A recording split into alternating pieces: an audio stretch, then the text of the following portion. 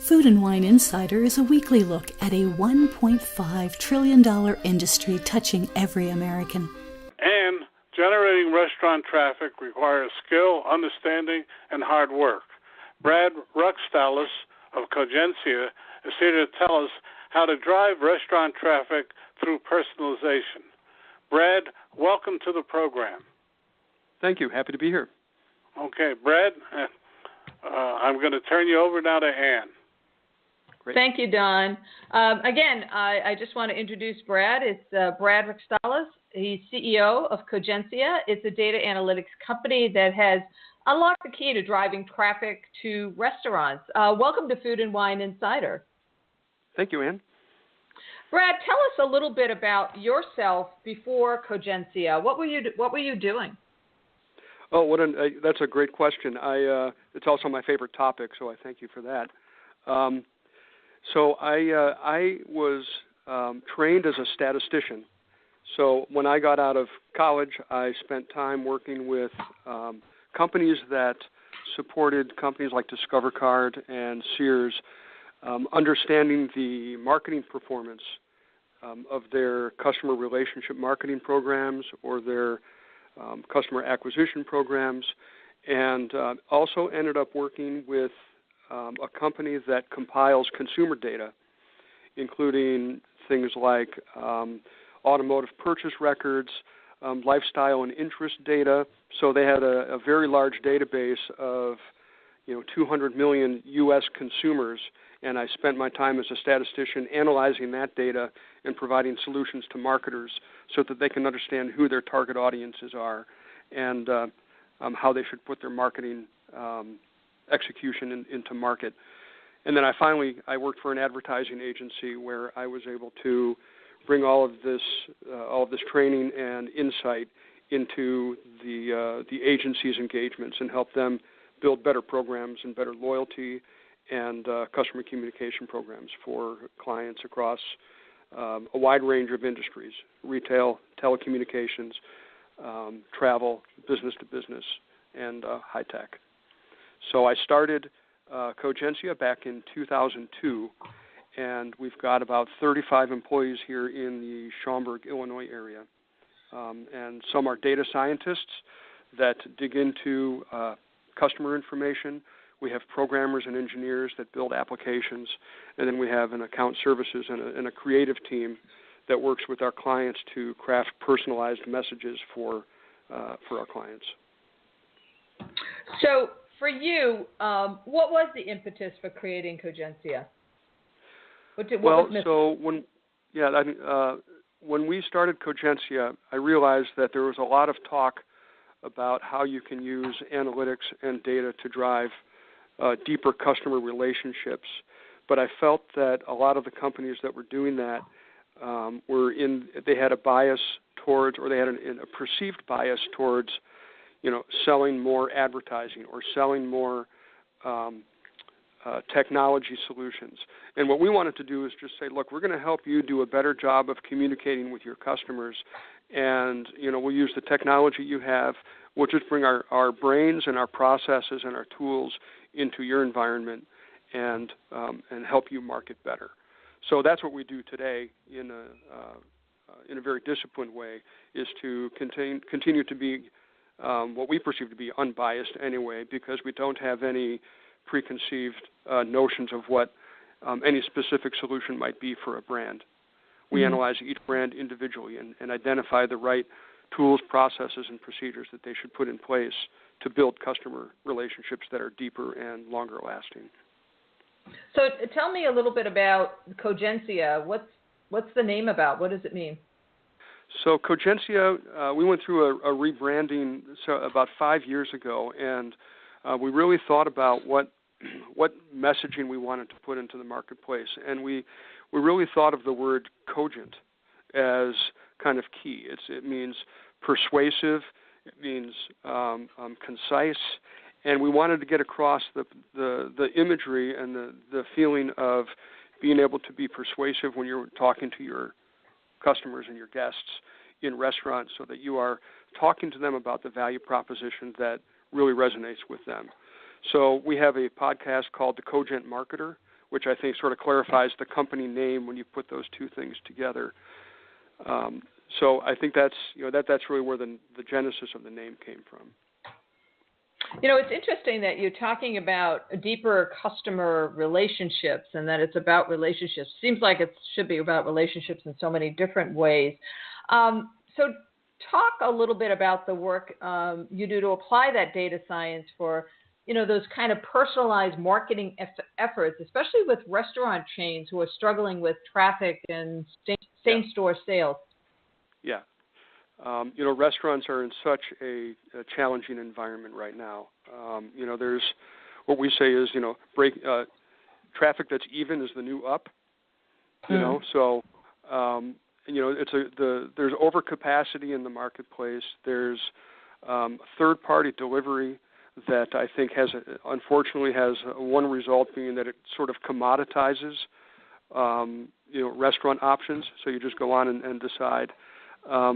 As opposed to thinking about the in-restaurant experience, which is really a key part of the differentiator, especially in fine dining, where you have very unique experiences and service levels that certain consumers really resonate towards. So, restaurants are clearly in a situation where if they don't understand who their customers are and they don't understand the value proposition that customers realize by a certain brand, then they're at a disadvantage, because they will most likely be ending up using discounting as their core marketing strategy and just trying to kind of a race to the bottom to drive traffic from a pricing perspective.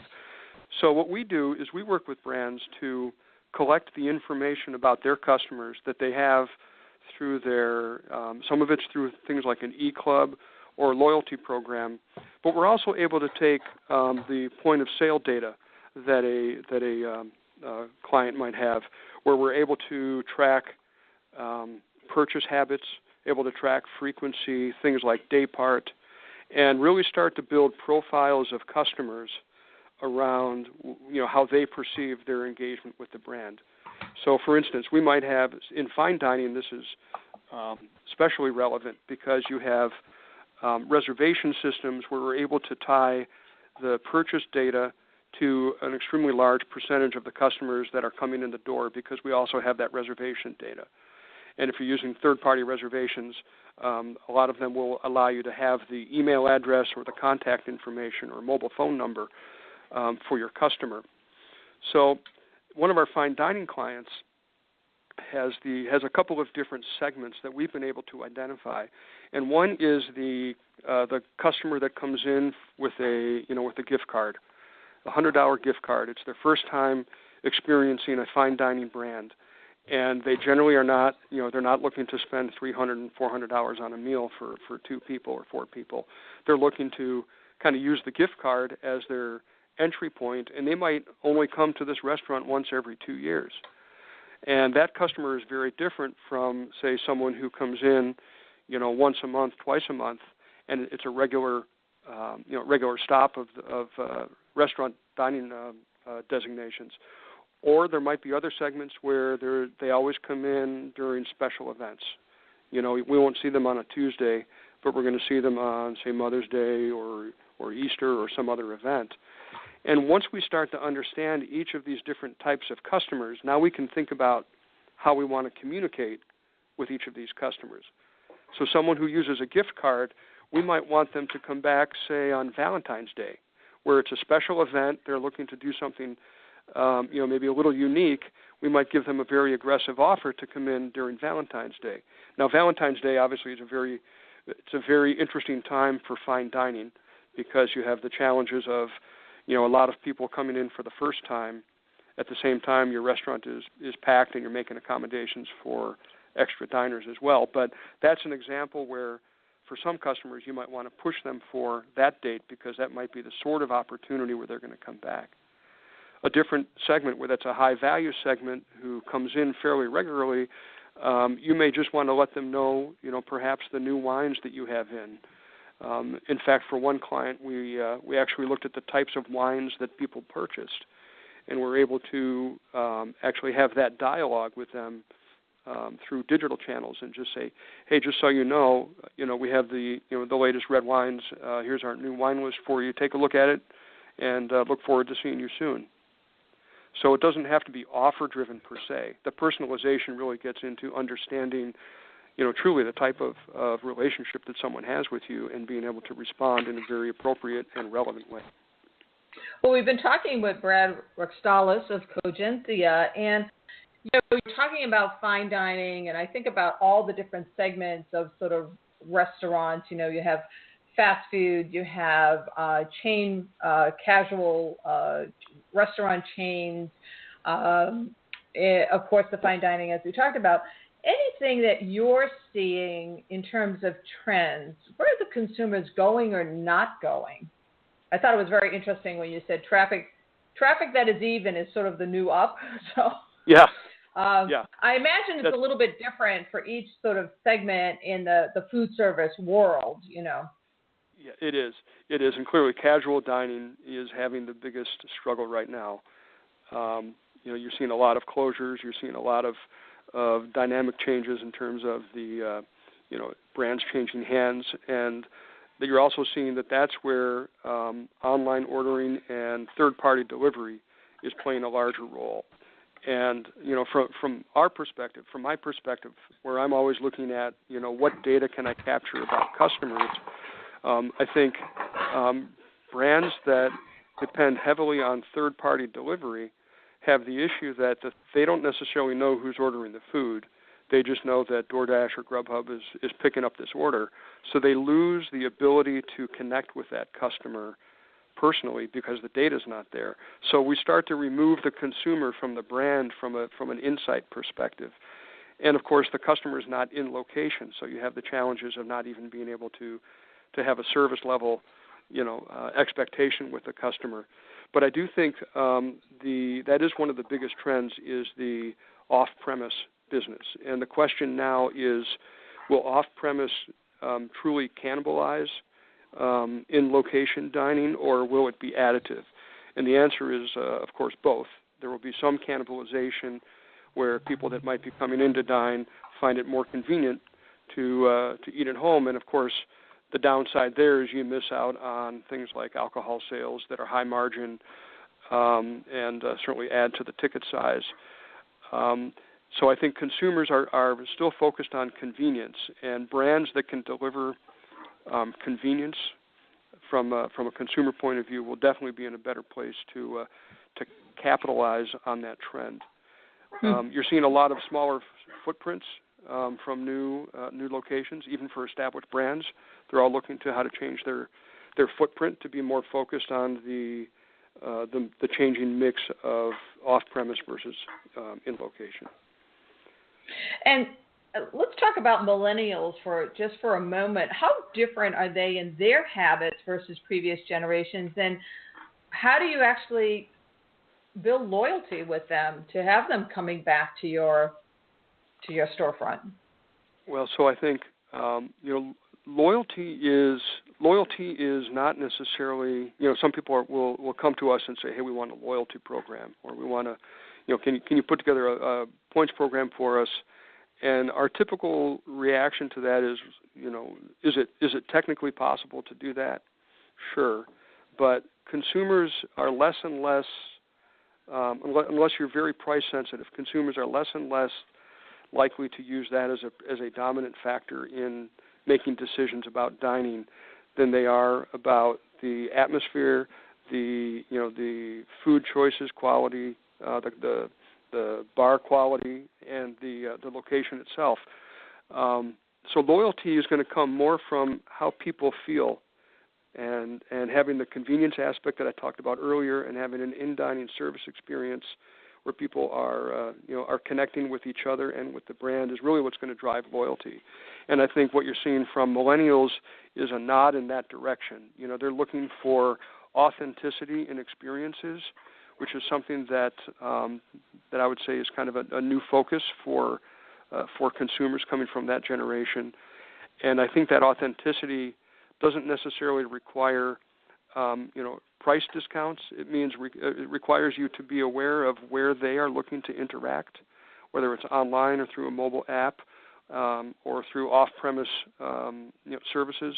But they are looking for again, convenience and the experience. So brands need to really modify, and they are modifying how they approach their business by enhancing both their convenience aspect, but also understanding that the in-store experience still is very important from an experiential point of view. I was very deliberate in asking that word with the word loyalty in it, because I really appreciate how you find it, because it's not about loyalty cards or punch the card and after 10 times you get something or other.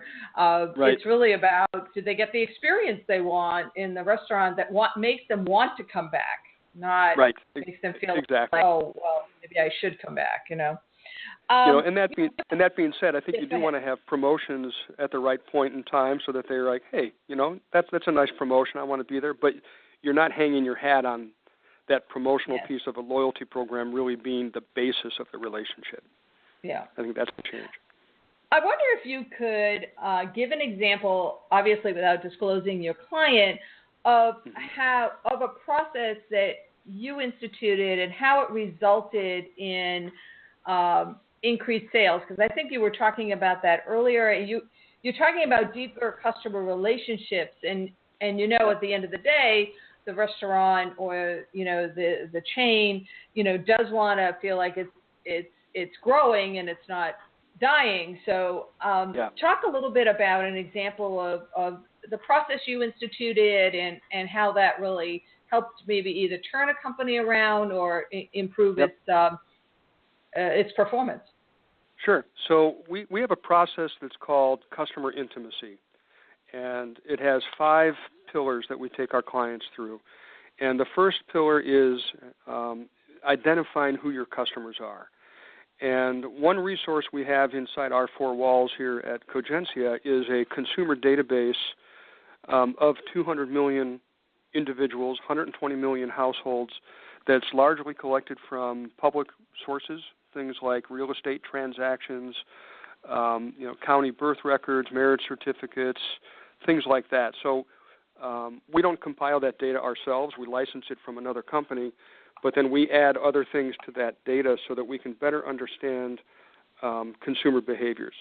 So when we get a client who has their transactional data, what we do as part of the first pillar is identify through a variety of sources who those customers are. And we're able to take an e-club name and an address and match it to our data, or we're able to take reservation data, or even in a lot of cases point-of-sale data, because you get some information through that process. And we can now say, okay, this is Bob Smith, and here's everything we know about Bob Smith. And as we get the transactional data from our clients, we're able to start building a profile of activity for Bob Smith based on the times of day he's been in and all of the menu items and whatnot. So the second pillar is the insights and the analytics that help us understand things like what's the average frequency of a customer, how many customers dine more than 3 times a month at a location. And typically what we will find across industries and even across formats within restaurants, whether it's casual or fine or fast casual, is that about 10% of customers account for about 40% of the revenue for a brand. Mm-hmm. So there's always this group of customers that are very important that account for a lot of revenue.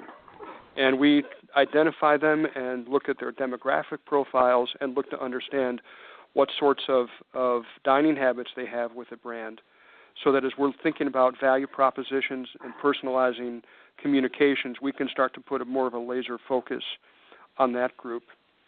The third pillar is just having a platform where we can store the information and manage communications.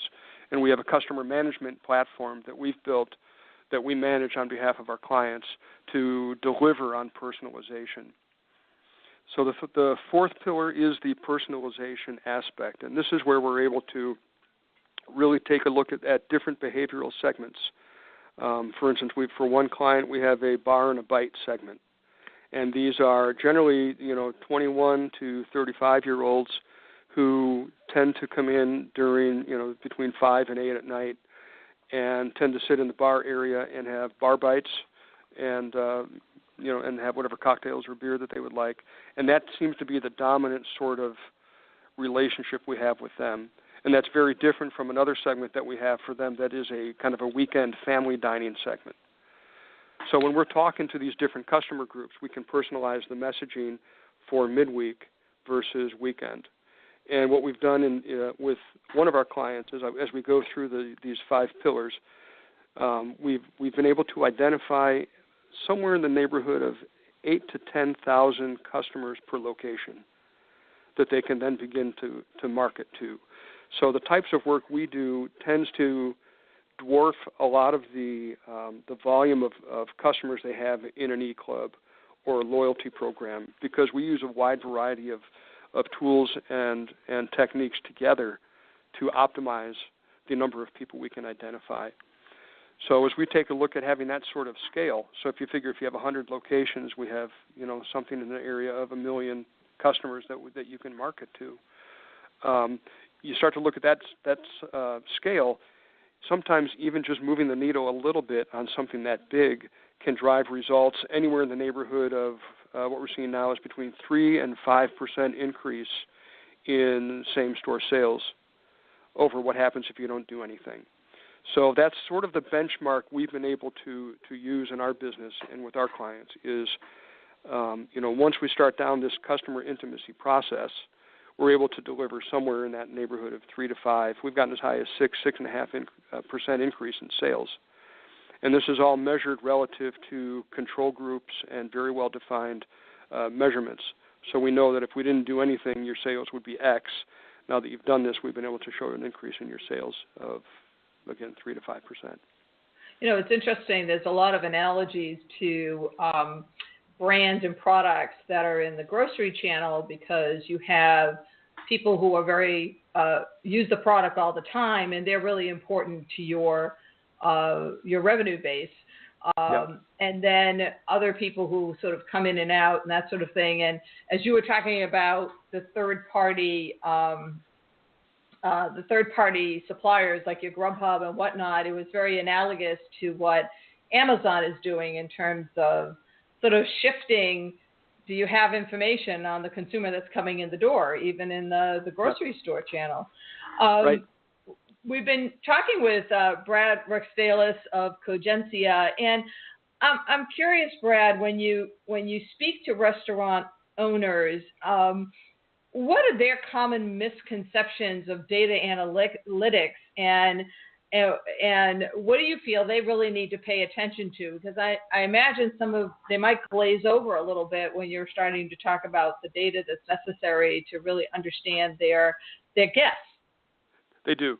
And so we simplify a lot of what we're talking about, for say a first discussion with the leader of a brand, and we talk more about the results and the fact that leave the complicated part to us, because there's a lot of different components. There's the data, there's the data that they have, the data we bring, the analytics, the platform, all of that stuff. These are just parts of the puzzle that we need to put together. But the end of it is you get to, be in contact with, 40 to 50% of the guests that you have, because we're able to identify them. And you're able to build personalized, or we were able to build with your marketing folks, a personalized communication stream that leverages everything that you're building as a brand and identifies the right message for your customers. And at the end of it all, it's all about driving traffic. And we're focused like a laser on making sure everything is measurable, so that the CEO can have confidence that by going through the customer intimacy process, they're going to know that they're driving traffic, and that we're building stronger relationships with their customers. Could you describe for me your proudest moment to date? My proudest moment? Mm-hmm. I would say we have been doing work in the restaurant industry for about 7 to 8 years, and this year we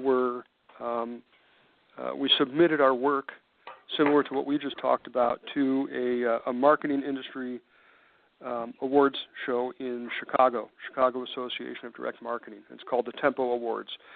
And, we're an analytic firm first and foremost, so we don't think a lot about the marketing, exposure that we should get from our work. And we submitted a case study into that award show, and we won, there were, 50, 60 different entries across 4 or 5 categories, and we won the #1 award in the entire award ceremony. So we got, think of it as like the Diamond Award, best in class marketing award for our use of data analytics, marketing, and measurement.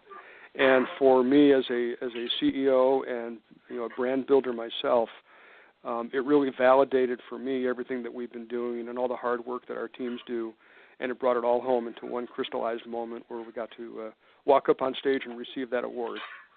So that was a great moment. Yeah, wonderful. What has surprised you the most in helping restaurant chains understand who their core customers are? What has surprised me is that many times companies think they know who their customer is, and they'll say, we know our customer. It's, between 45 and 54, and it's, middle to upper income. And we'll take a look at their data, and we'll show them that, you have some of those, but really your demographic is a little different than that. And the preconceived notion that you have that you're, middle to upper income brand, and really you're a middle income, maybe middle lower income, is a very surprising moment. So that surprises me when we have situations where there's a very big disconnect. So that's always a challenge, because you obviously people want to feel like our data validates what they already know, and sometimes it's a very different story. Mm-hmm. That can be very surprising. And as you think about the future, what other businesses could benefit from the analytics and ultimately the marketing that goes with it that you provide? So restaurants is one of our key verticals that we focus on, but we've also been active in, surprisingly enough, the tollway business. So all those transponders we all have in our cars, they're very interested in understanding who the drivers are, and as they look to change their pricing models to dynamic pricing and high occupancy vehicle lanes and things like that, they're looking to understand more about their customers. So that's one area. But I really think a lot of retailers and other consumer-facing businesses can benefit a lot by taking a deeper dive on understanding who their customers are and going down the road towards personalization.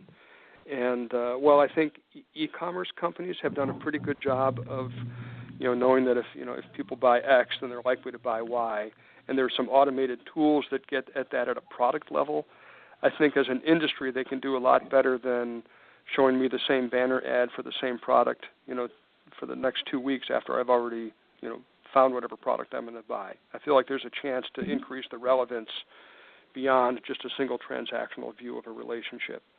So that's another area that we're pursuing and starting to get into. Well, Brad, we've been talking with Brad Rukstales of Cogensia, and I think I could talk to you for another hour, but I'm going to turn it back to Don so we can wrap this up. So thank you so much for being on the show. Great. Thanks so much. Well, thank you. Brad Rukstales of Cogensia, a link to his website. And Brad, can you give us the website again? Yep, it's Cogensia.com. That's COGENSIA.com. A link to his website will be on Food and Wine Insider tonight, along where you could hear this and every other past and future Food and Wine Insider program. And you can also, by the way, tell us a guest you might like to hear by taking a brief survey. Brad, thank you so much for being with us. Thank you. To be successful, most restaurant owners require extra capital from time to time. When you need funding to renovate, buy equipment, or manage cash flow, you don't have time to track down financial statements or wait weeks for a decision. That's where Cabbage can help. Cabbage gives small businesses access to a line of credit of up to $200,000. Apply online and you'll get a decision right away. Since cabbage is a line of credit, you can take the exact amount you need. You never have to reapply to take additional loans, and you'll only pay for the funds you use. Cabbage has helped more than 230,000 businesses from every industry, and with $4 billion in funding, Cabbage is A+ rated by the Better Business Bureau and was named the Forbes Top 100 Companies twice in a row. Check out Cabbage at cabbageWithAK.com/food and wine, and you'll get a $50 gift card when you qualify. That's KABBAGE.com/food and wine. Line of credit is subject to credit approval. See terms and conditions. All Cabbage business loans are issued by Celtic Bank, a Utah chartered industrial bank, member FDIC.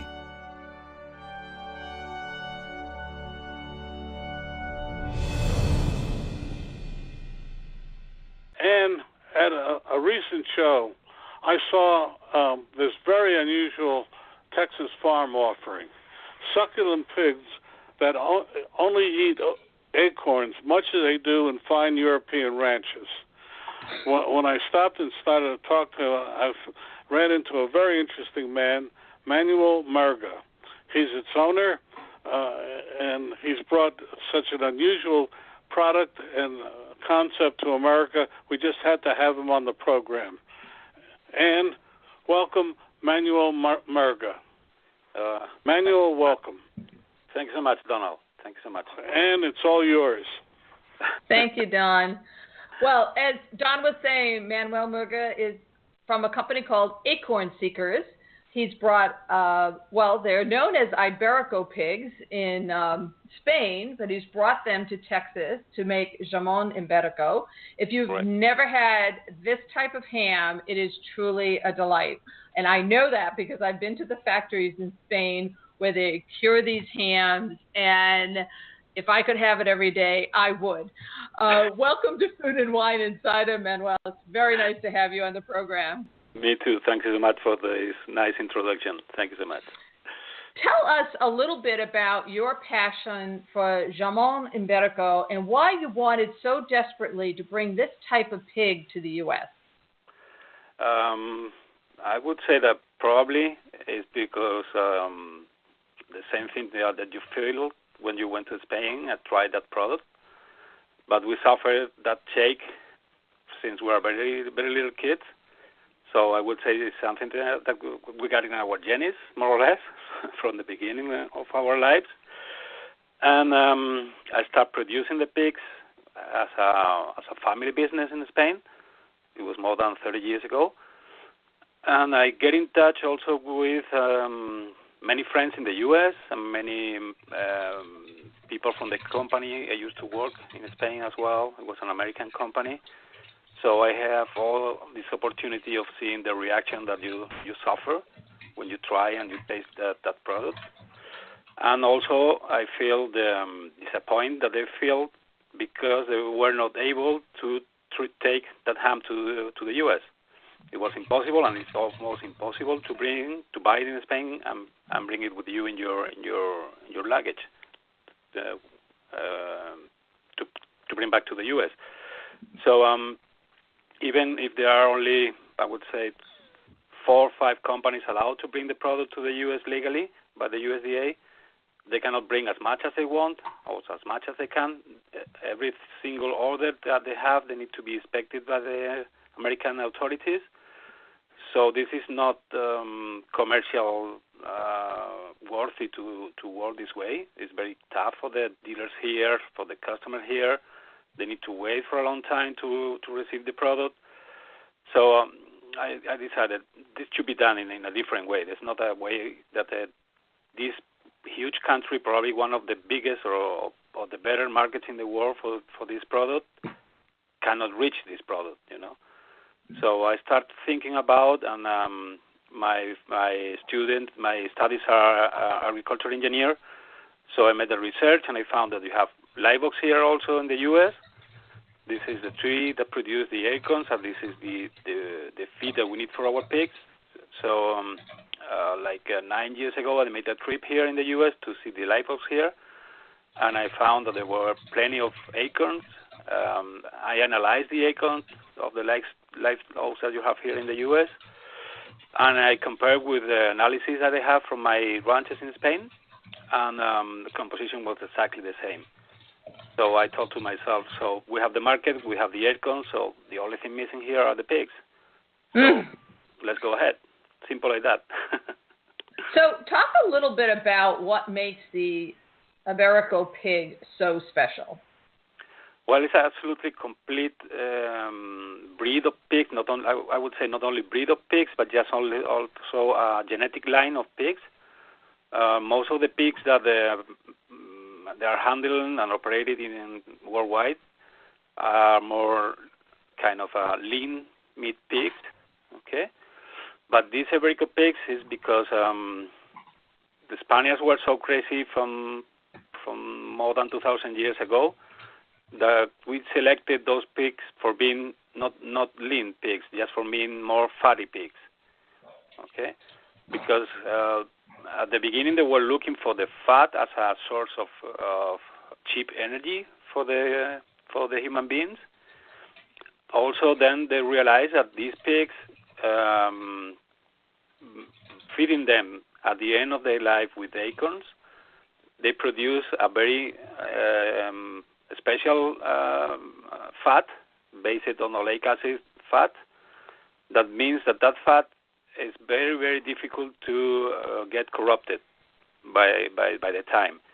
So they found that producing those pigs with this special breed and with this special feeding process, the meat that they produce can rest for a long, long, long time without having, like we have right now, fridge in our house or cold storage and so on.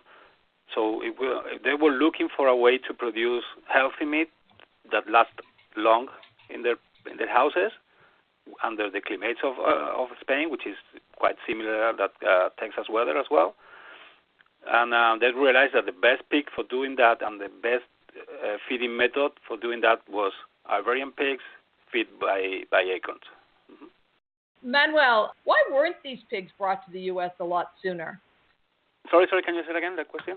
Why weren't these pigs, these special pigs, brought actually to the U.S. a lot sooner?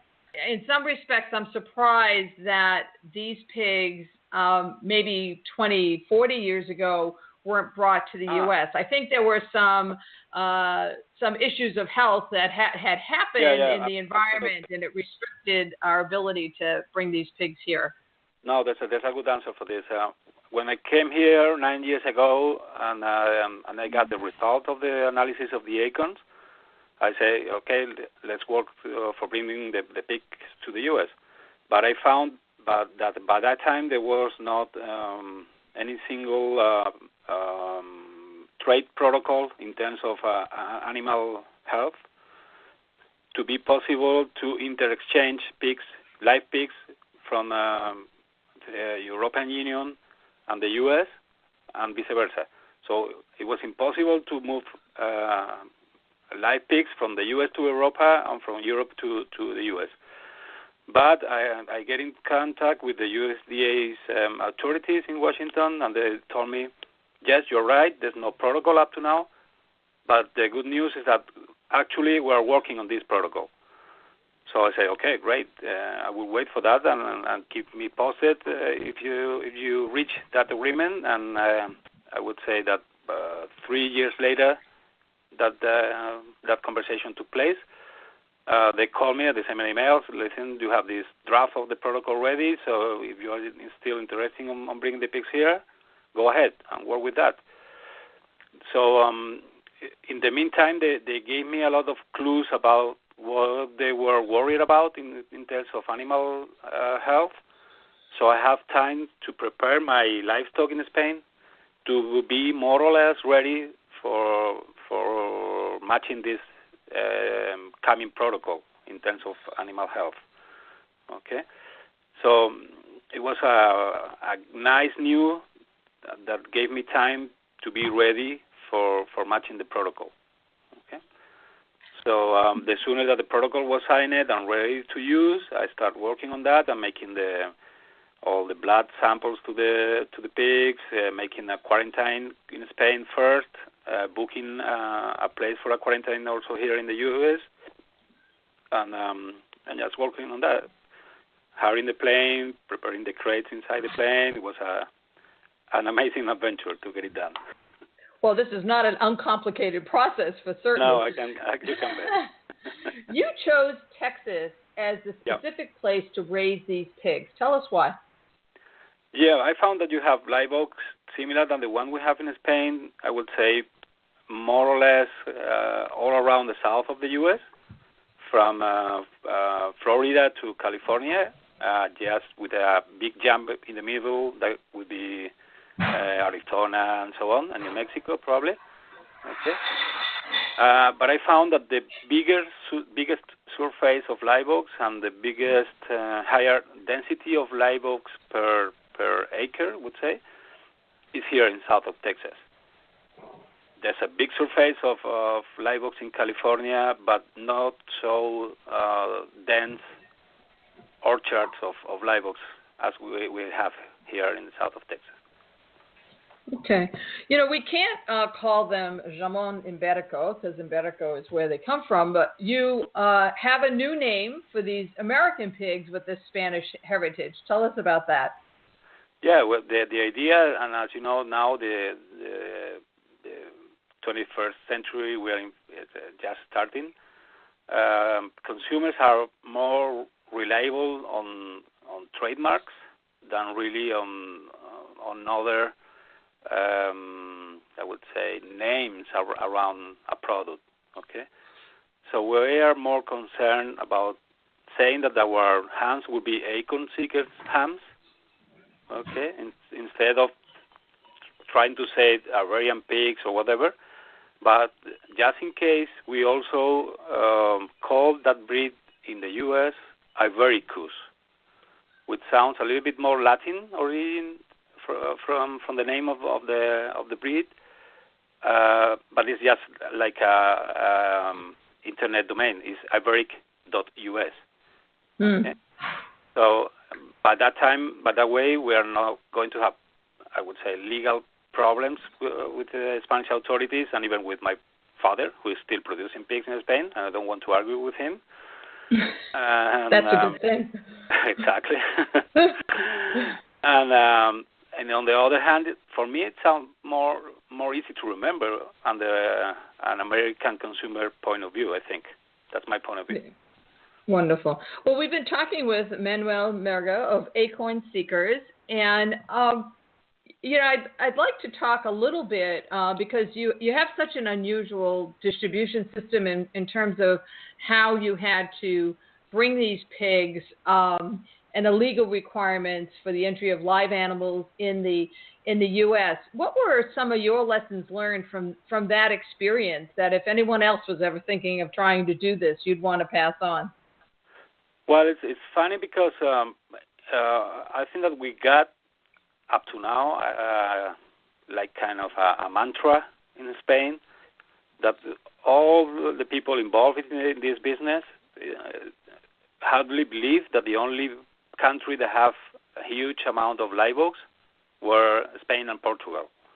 Okay, and we tell to us everybody and every day, so we really believe that mantra, I would say. But maybe I'm a little bit more crazy than normal, and I put my head out of the box a little bit and put my view here on this big country, and I found that you have live oaks as well here. Okay, so probably people were so just concerned about the day-by-day problems and situation to solve and market and selling and producing the pigs in Spain that they were not worried about if something new could be done around this business. Okay, that's my feeling. Yeah. So how many pigs are you raising right now? Close to 4,000 from the original 150 that we brought from Spain to here. Wow. Yeah, and if I understood it correctly, you actually fly in Spanish butchers to process the meat. Please talk about the process and why the handling of the meat is so critical. Yeah, I would say that this is really, really a slow food process, absolutely. Because, for instance, when we sacrifice our pigs, we would love to say that we slaughter them, we sacrifice them. Pigs should be minimum 1.5 years old. Okay? So this is more than double than regular pigs, not only here in the U.S., but just worldwide.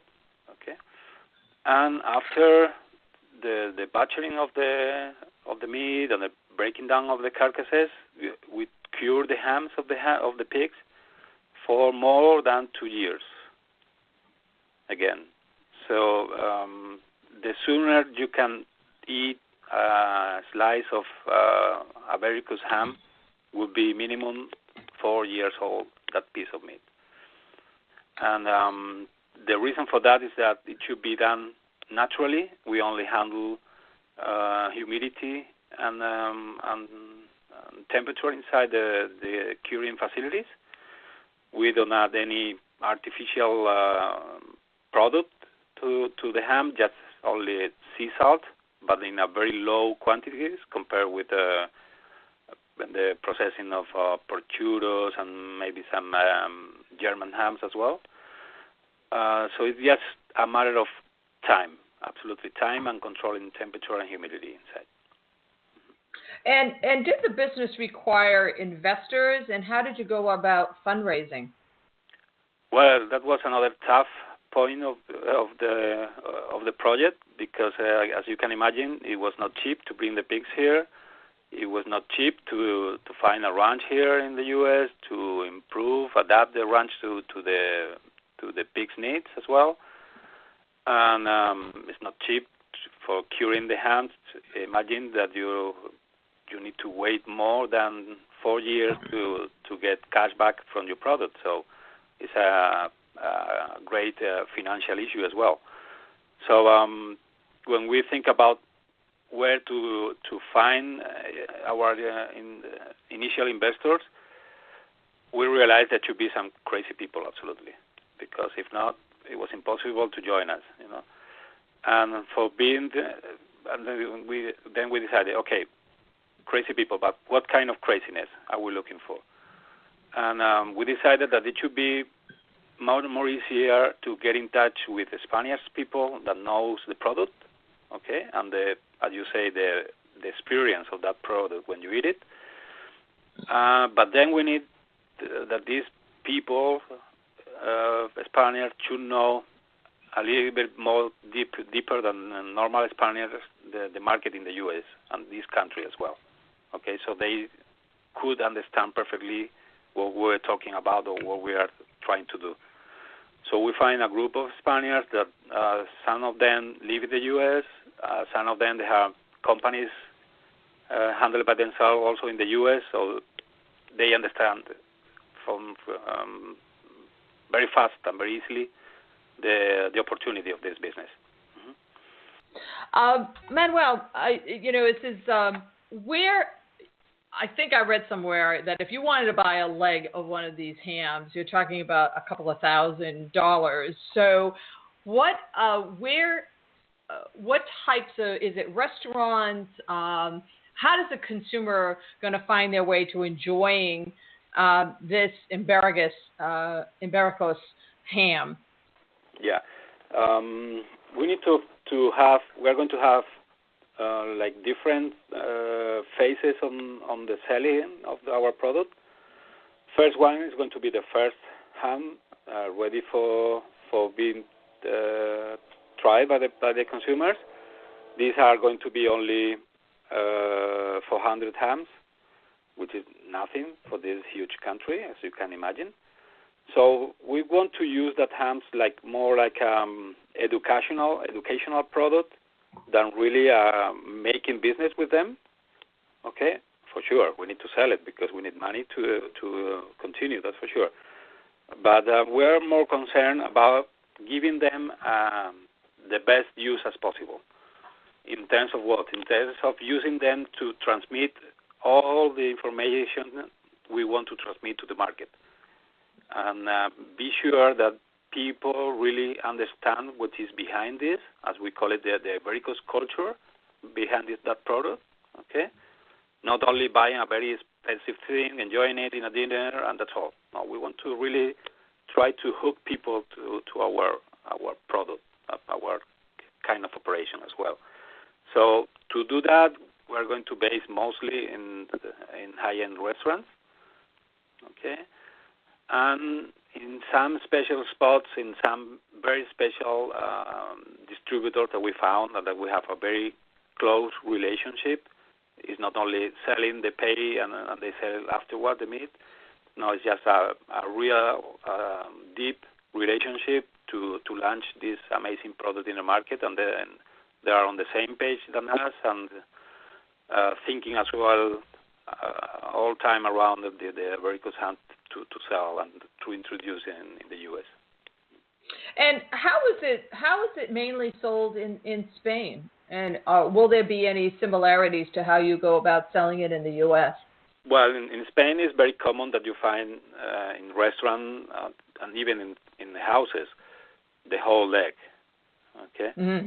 It's very nice when you arrive home and just before dinner you just cut a couple of slices of that with a little bit of wine, and all your work's problem disappears suddenly. You know. So this is very common to have in Spain, but I guess probably it's not going to be the main way of being sold this product in the U.S. So we are thinking about selling sliced directly in a nice packaging. Probably package is very easy to be open and eat it in the same time, not huge ones. Okay, but I'm really convinced that this whole legs consumption will be growing little by little, or maybe faster than what I thought, because it's so nice to do that by yourself. It's so amazing to get the experience about learning how to carve properly. This is something really, really nice. And as I know this country for more than 20 years, I know that people are really curious and really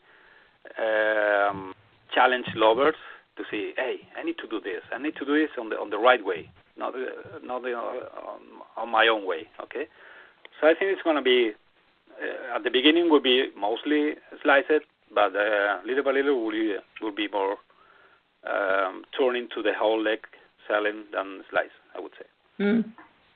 So we've been talking with Manuel Murga of Acornseekers, who has essentially created a whole new category for the U.S. consumer with his Ibericus jamon. I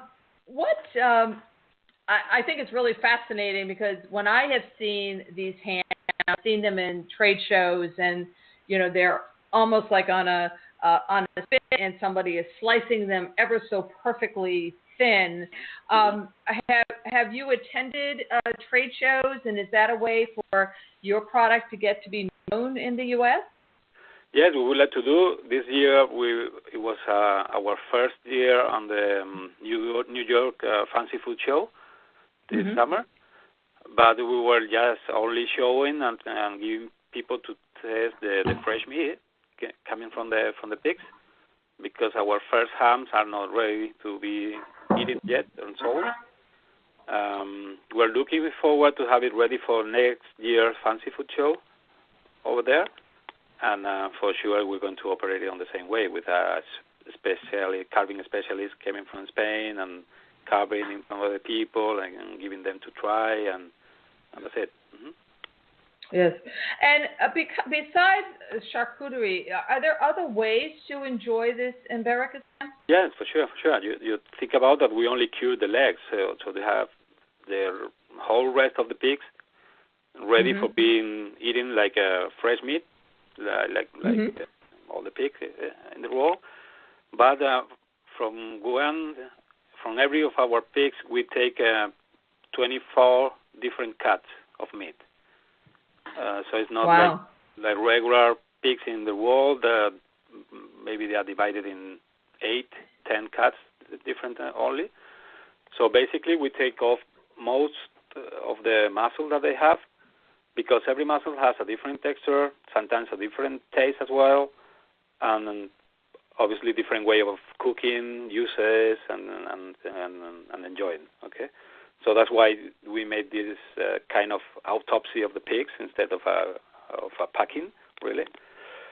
But it's very nice, and sales are going very well, and people are really enjoying, and they have to, like as I told you, these 20-something chance choices to go for it and try it, and it's really, really fascinating. I would suggest people to get through our website, and there we explain everything about every single cat, where it comes from, what is the number of the muscle, the uses that you can give it to this cat. So they have a lot of information in our website. You know, it's very interesting. It seems like we've paid a lot of attention to specialties in beef, like Kobe and Wagyu, yep.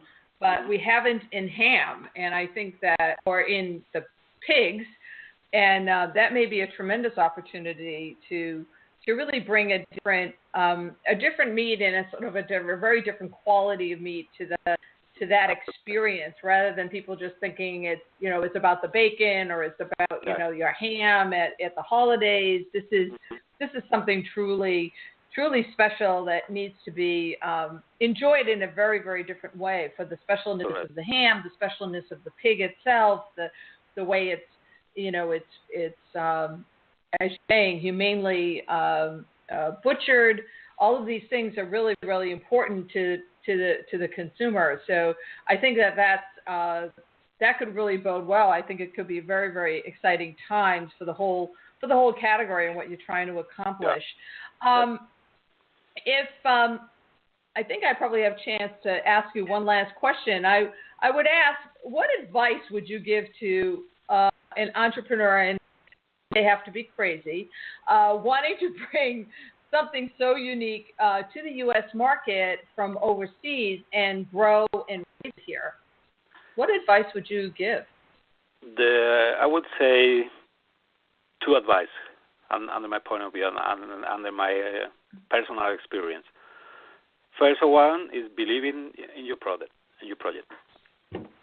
Deeply believe in your project. If you have a little bit of doubt in your project, you're not going to make it. That's the first advice. And second one is, I would say, keeping your eyes open all the time, learning every day. Be ready to be flexible all the time, because in this 21st century we're living, nothing lasts forever, more than ever now. Things are moving really, really fast all the time, and you have to be ready to react. And if you are not flexible in this 21st century, I think you're going to die sooner. Your project is going to die. Okay, so believe in your project, keeping your eyes open, and ready to be flexible, I would say. I think that is wonderful advice, and I know we've come to the end of our time, but I want to thank you, Manuel Murga, Acornseekers, because that's what the pigs really eat, and makes for the deliciousness of the ham itself. And Don, I'm going to turn it back to you to wrap us up. Well, we've been talking with Manuel Murga. Manuel, do you have a website people could go to? Yes, it's Acornseekers.com.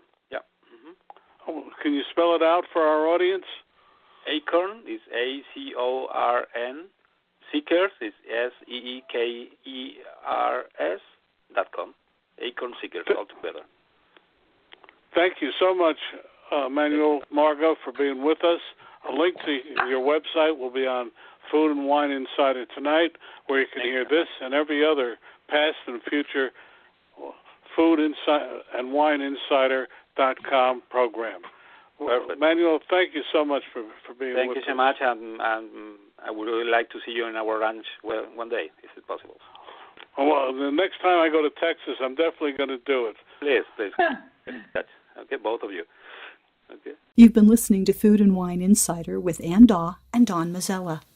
Want to join us on a future show? Contact us at foodandwineinsider.com. Until next time, have a passion for food, wine, and profits, and think of our program, Food and Wine Insider.